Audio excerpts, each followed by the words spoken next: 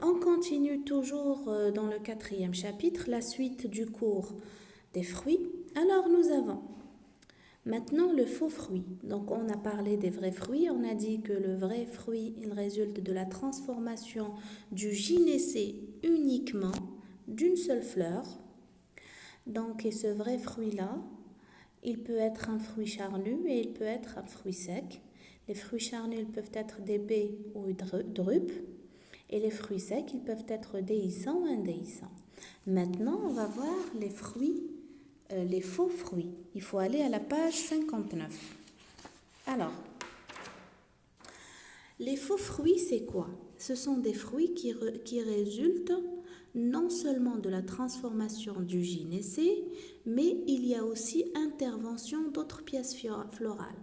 Ça veut dire quoi? Ça veut dire que le faux fruit يخرج من زهرة اللي التحولات اللي يصراو ما يصراوش غير على لو جينيسي كاين d'autres pièces florales يعني سيبال بيتال ريسبتاكل هادو كل قادرين يدخلوا في تكوين الثمرة. لهنا لو فروي ما يبليش اسمه ان فروي سامبل ou un vrai fruit نوليو نسميوه un faux fruit.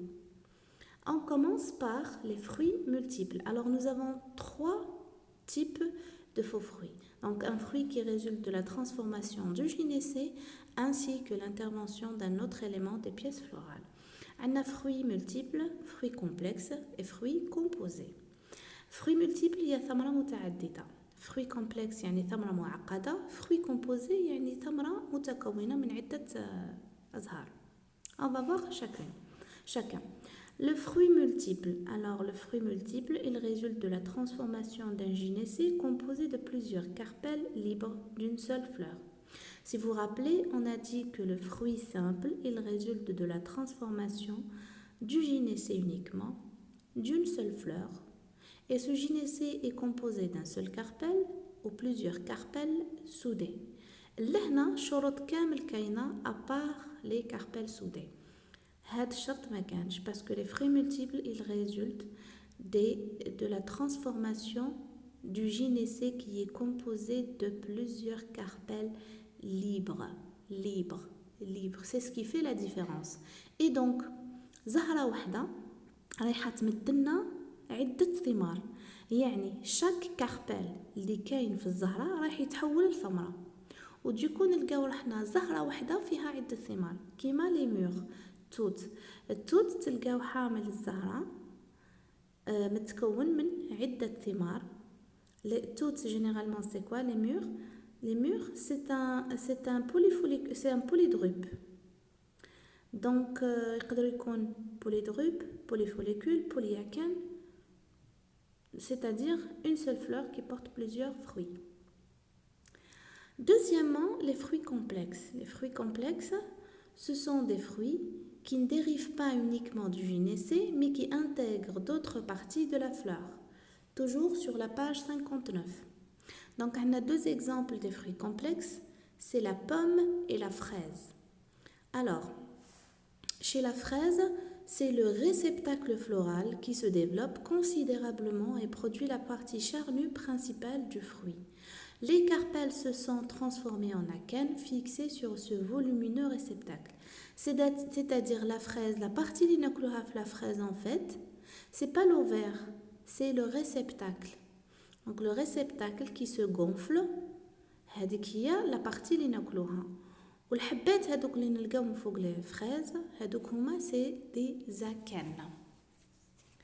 Chez la pomme ou la poire, تفاح ou la lanjas, pareil. Donc l'ovaire, il est soudé au réceptacle floral et la partie charnue qu'on mange sur la pomme, c'est le réceptacle floral qui s'hypertrophie, يعني يكبر على الحجم العادي تاعو ويكون لنا الثمرة. Troisièmement, vous passez à la page 60, s'il vous plaît, les fruits composés. Alors, les fruits composés, ce sont des fruits qui sont formés à partir d'une inflorescence, donc composée de plusieurs fleurs complètes. Et dans ce cas-là, le fruit est appelé infrutescence. Donc, les fruits composés, هما des fruits qui ne proviennent pas d'une seule fleur, mais plutôt de plusieurs fleurs installées sous ce qu'on appelle une inflorescence. Une inflorescence واش معناتها مجموعة أزهار لاصقين مع بعضهم. مجموعة أزهار هذيك دونك كل زهرة تمد لنا ثمرة، كم لاصقين مع بعضهم راح يمدوا لنا ثمرة واحدة. دونك الثمرة هذه راح تكون متكونة من عدة ثمار صغار. l'exemple اللي عندنا هي l'ananas et les figues. Donc l'ananas ou التين لهنا c'est des fruits qui sont composés. Donc si vous observez la photo 49, alors ce qu'il y a à gauche c'est une seule fleur qui donne un seul fruit. شوفوا واش مكتوبة fleur individuelle, fruit individuel. À droite, il y a ce qu'on appelle une hampe. Une hampe, c'est comme un axe qui porte les fleurs et après chaque fleur, elle va donner un fruit. Pareil pour les figues. Alors les figues, nous avons un axe de l'inflorescence, la figure 50. Donc à droite, l'axe de l'inflorescence et chaque petite fleur, elle va se transformer en akène.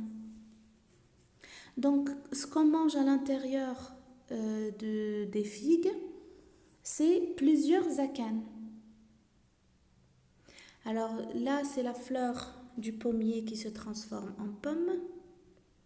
Pareil ici. Alors si vous voyez l'ovaire qui se trouve enfoncé dans le réceptacle de la pomme. Pareil la pomme, la fraise aussi, c'est des photos que vous avez sur le cours. Voilà, et ça c'est les figues. Un petit résumé sur les fruits. Donc ça c'est les fruits simples ou les vrais fruits. Nous avons les fruits secs et les fruits charnus. Et à la fin nous avons un petit résumé de tous les fruits. Voilà.